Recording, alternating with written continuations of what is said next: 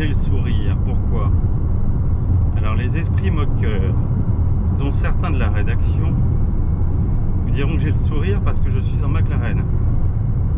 Je mentirais en disant que ce n'est pas contributif, mais c'est surtout parce qu'il fait beau, alors qu'on nous avait annoncé des orages et un mauvais temps pour cette semaine de road trip à travers la Touraine, la Charente et surtout la Dordogne, département qu'on apprécie particulièrement, d'autant que ça fait 10 ans jour pour jour que nous n'y étions pas revenus pour un road trip d'envergure, comprenez par là un road trip annuel. Et je suis en effet dans une McLaren, la plus récente de toutes, mis à part bien sûr les 765 LT et autres missiles qui sont censés dépasser 400 km/h. J'ai cité la McLaren GT. Alors moi j'aime bien cette voiture, même si pour moi elle est moins teintée de McLarenitude que ne le sont les autres modèles. Pierre disait hier à raison que quand on monte dans une McLaren, on ferme les yeux et on sait qu'on est là. On a même parfois du mal à les reconnaître.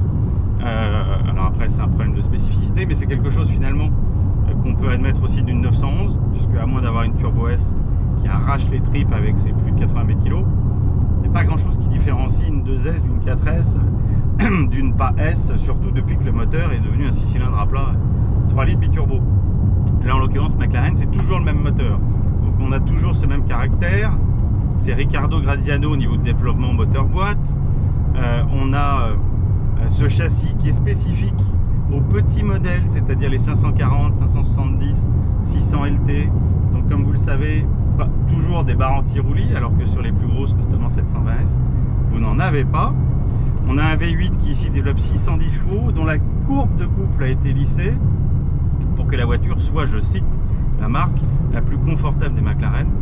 Ce qui est sûr, c'est qu'elle est plus confortable sur route classique et notamment chaussée dégradée que les autres McLaren. Pour autant, vous ne voyez pas combien je roule, pas très vite d'ailleurs, 65, mais la route est vraiment toute petite.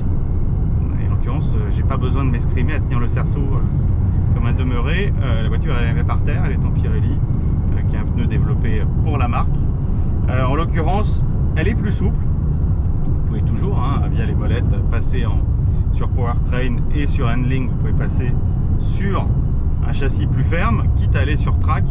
C'est pas vraiment ce à quoi la voiture donne envie, puisque je la trouve agréable comme ça, d'autant que le design et la garde au sol sont tels que la voiture ne touche plus sur mauvaise chaussée, comme c'est le cas avec les petites. Elle ne tressaute pas. Après, revers de la médaille d'une direction à assistance hydraulique classique, comme je les aime particulièrement, c'est que on a des trépidations qui sont pas extraordinaires. Regardez, le volant il bouge pas, et pourtant la chaussée est pas terrible.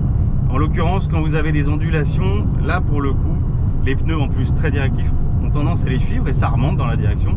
Là où sur une direction assistance électromécanique, l'assistance justement par définition du moteur électrique a tendance à gommer ces remontées, quitte à accentuer le contraste entre les réactions physiques de la caisse qui elle sautille et tressaute, en tout cas subit toutes ces contraintes physiques, et la direction qui elle pour le coup absorbe en mode un peu caoutchouc. Là ce qui est sûr, c'est que le moteur est un élastique, et je suis en 5, j'accélère à peine, la voiture est trop cool. Et ce que vous pouvez faire quand vous avez comme ici l'équipement échappement sport, c'est passer sur Powertrain Sport et vous avez du coup une ouverture des clapets que vous n'avez pas en temps normal. Voilà. Et alors surtout, la boîte est réactive, et surtout vous avez des freins, mais qui freinent. C'est un peu son job. Et les freins, je peux vous dire, ils freinent. On a l'équipement donc céramique ici en plus avec une option rigolote assez esthétique, à savoir les étriers de frein brillants satinés. Moi c'est une voiture que j'aime bien, il y a un peu plus de place. J'aimerais avoir le toit électrochrome, mais pour le reste, c'est une voiture qui gagne à être connue, qui a une forme un peu atypique, qui a un petit peu d'embonpoint, donc qui se laisse un tout petit peu plus embarquer dans les virages serrés pris à très haute vitesse. Mais ça se conduit facilement, et puis c'est une voiture 10,5 litres de moyenne depuis ce matin, c'est juste hérétique quoi. 610 chevaux, une poussée comme celle-ci, énormément de coupe, des perfs de malade, et 10 litres. Enfin bon, faites-moi de l'up-up.